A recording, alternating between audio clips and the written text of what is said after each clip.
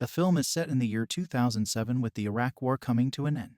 We then see an army sniper named Shane Matthews and his spotter Isaac. They have been surveying a construction pipeline for 22 hours where 6 men were killed by an enemy sniper. They think the enemy has either run or he is a dangerous pro that is hidden from sight. Shane eventually gets tired of waiting and thinks there is no way anyone is here. He decides to head down to one of the bodies to grab a radio. Isaac grabs his sniper and watches a distant wall in case of attackers, but the glass fogs up and becomes blurry. Shane investigates the pipeline and looks around, then thinks something is not right. He tells his partner that all the deaths are headshots and to stay alert. Suddenly he is hit and the sound of a sniper shot rings in the air. Shane falls to the ground and Isaac grabs his sniper and runs towards him. He reaches Shane but is also shot and he dives for cover behind one single wall. He breathes heavily and swears, and looks down to see a large wound in his leg where he was struck. Isaac calls for Shane but he coughs and screams in pain and tells Isaac to leave a message for his family. Isaac yells for him to use his tourniquet, and he applies his own to his leg. He then grabs his radio and requests extraction but he finds out the sniper hit his antenna and it's broken.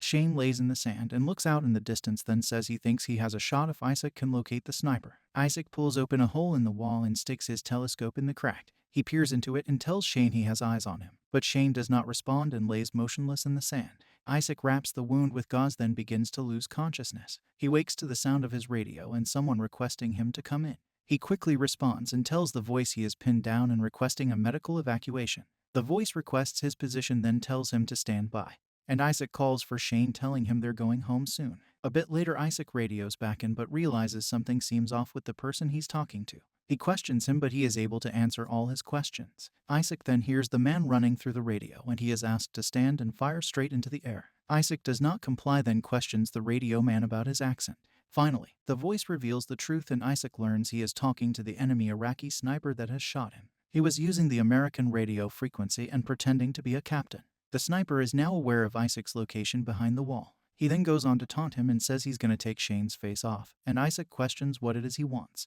The two begin to talk and Isaac scans the area for movement. He then tries to calculate the distance of the sniper using the sound of earlier gunshots and maps out the surroundings in the sand.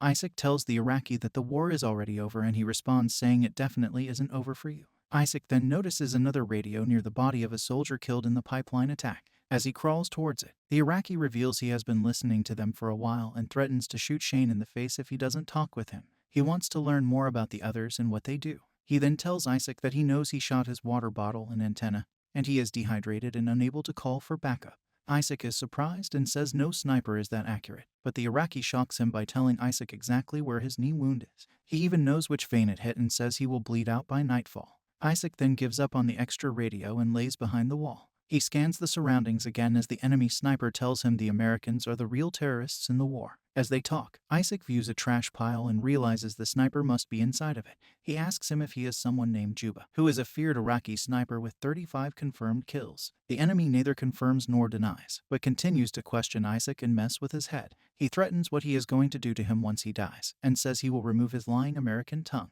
Isaac is weak now but continues to search the trash pile with his telescope.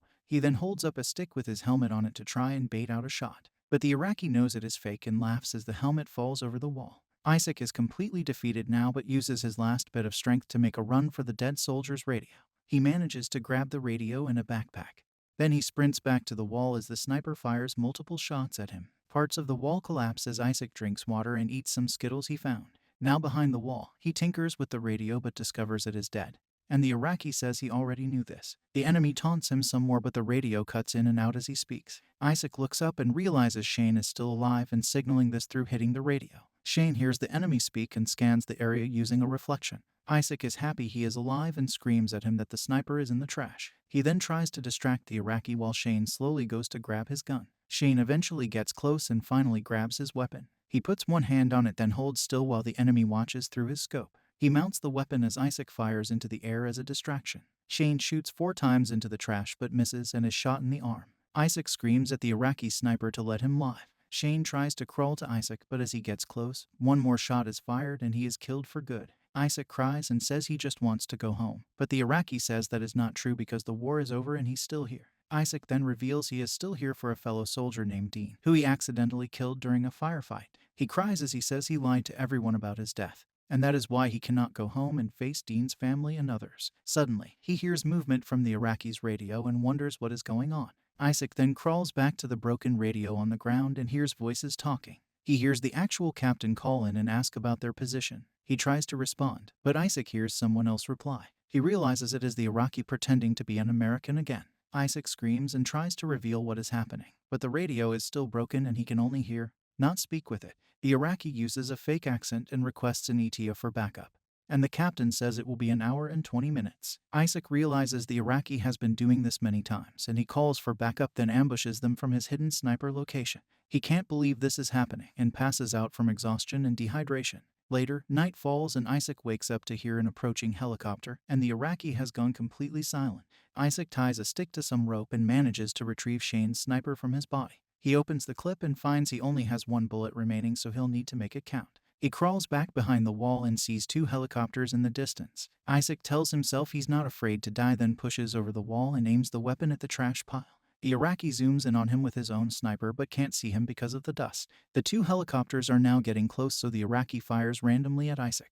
Isaac now has his exact location and he fires his single round. The shooting stops and Isaac thinks he has successfully taken the Iraqi down. He stands up and begins to tear up, and the helicopters land behind him. As the other soldiers spread out around him, Isaac falls to the ground and begins to pass out. As he fades, he tries to warn them that the Iraqi is in the trash, but he has no strength left. They carry him out on a stretcher and board the helicopter. They take off and begin to fly away. As they pass over the trash pile, a soldier is suddenly killed and they begin taking accurate sniper fire. Isaac again tries to warn them, but in the panic they don't hear him. The helicopter is hit and they scream Mayday as they fall to the ground. The screen goes black and we hear a large explosion. Then, we see the crashed helicopter through the scope of the Iraqi sniper. A captain calls to check on the status of the soldiers, and the Iraqi responds pretending to be an American. Once again he has taken down the soldiers and is ready to lay another trap for the next wave.